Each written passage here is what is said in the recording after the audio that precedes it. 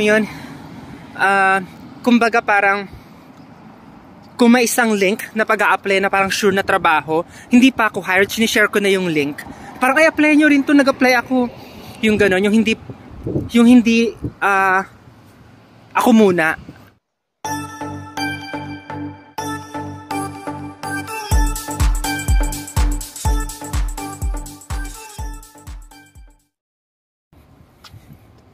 Okay.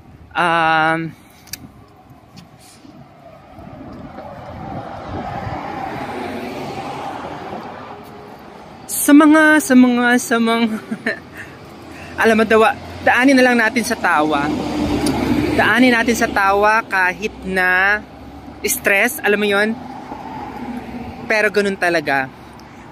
Ako po'y dati nasa Iraq, nagtatrabaho ako sa Middle East for 12 years. Sa Iraq, tagal ako ng sobra sa Iraq. Pero since kailangan ko mag-exit sa Iraq, kasi dahil sa bago nilang rules, pinili kong mag-Canada since may visa ako sa Canada. Then why not? 'Di ba? Pero bago pa yan, isang taon akong nagmuni-muni sa mga Facebook pages. Kasi supposed to be last year dito na ako eh. Nakipagsapalaran na ako eh. Pero dahil din sa malaking tulong ng mga Facebook pages, diba, kumalma ako. Okay, wag padalos-dalos, ganito na palang eksena. Pero parang yung situation ko kasi wala nang choice. You know, parang giving me no choice but to really come here.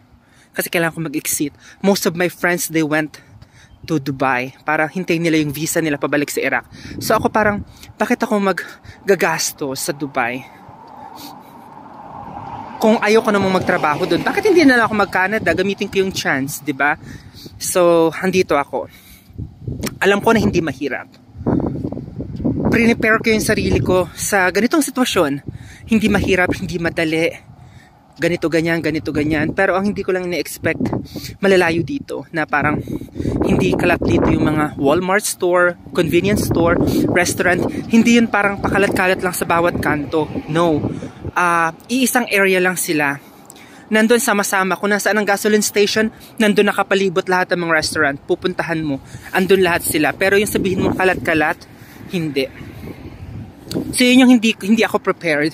Kasi sabi ko, ay, maglalakad ako. Ang sipag, kasi maano talaga ako maglakad eh. Masipag ako maglakad. Gaya ngayon, naglalakad na naman. Pero yung sobrang ganung kalayo, parang natakot ako baka mawala naman ako. So ganun lang. Nandito ako hindi para, alam mo yun, hindi para i-discourage kayo or something. Kasi ako napaka-generous ko when it comes to informations, ideas, tips. Alam mo yun, kumbaga parang kung may isang link na pag-a-apply na parang sure na trabaho, hindi pa ako hired, sinishare ko na yung link. Parang ay apply nyo rin to, nag-apply ako. Yung gano'n, yung hindi ako muna, yung gano'n. Hanggang as much as possible gusto ko agad i-share. So, hindi ako, sabi ko sarili ko, bakit ako maniniwala or bakit ako magre-rely sa mga posts ng mga Filipino na andaling sumuko, umuwi ng Pilipinas, bla bla bla. Eh ako, nagtumanda na sa pagiging OFW sa Middle East, Iraq pa. Sabi ko, for sure, mas kaya ko yung Canada. Parang ganon. Oh my God. Oo, kaya ko mag-survive. Bilang bakla, mas resourceful ang mga bakla. So, now I realized, I understand kung bakit maraming sumusuko. Kasi, hindi talaga siya madali.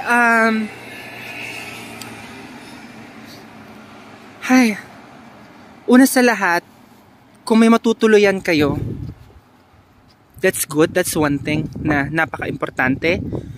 Pero, kapag wala na kayong makitang trabaho dun sa probinsya ng tinitirhan mo, ng kamag-anak mo, can you travel to another town or another province, nearby province? Pag sinabing nearby, hindi lang yun parang minuto ang layo ha, oras na drive.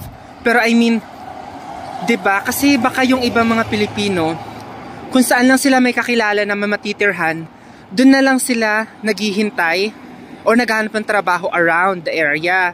So paano kapag wala doon? Saan ka next? Dapat lagi ka may next plan, may backup plan. So ngayon, I always make sure na kahit hindi ako nakakalabas ng kwarto para mag-apply, nakakapag-apply ako online. Nag-apply ako sa Indeed, you know. Tapos kahit sabi nila na parang for formality nila yung job bank, nagsisend pa rin ako doon. Kasi maliit lang yung Fort Mac. Within a day, kaya mo nang sendan lahat ng resume yung mga restaurant. May mga nasendan ako dito pero hindi naman sila hiring, pero kinuha pa rin nila yung resume ko. So ngayon, ano na, dumating lang ako dito siguro mga 12 days, 16, 17, 18, 19, 20, 21, 22, 23, 24, 25, 26, 27. It's my 13th day in Canada. Ayokong i-stressin yung sarili ko sa paghahanap ng trabaho kasi ganito na lang yung isipin nyo, kung ang Canada is for me or for you, kahit hindi, alam mo yan, kahit wala kang planong maghanap ng trabaho tapos may makita kang hiring, uy, may hiring dito, applyan ko nga, kung para sa'yo, ganun eh. So siguro tatry ko na lang na i-enjoy muna. Kailangan kong pumunta sa mga tourist spot, tapos alam mo yun, from there marami kang makakasalubong na tao, makakasalamuha. Baka along the way ng pag-i-enjoy mo, may trabaho kang makita. So ganun ang gagawin, ganun ang dapat na mindset. Huwag tayong pa-stress. Kung ikaw nasa Canada ka din, I feel you so much. Pero walang susuko, 'di ba? Ginusto natin to, panindigan natin. Magtiwala tayo. Ganun lang.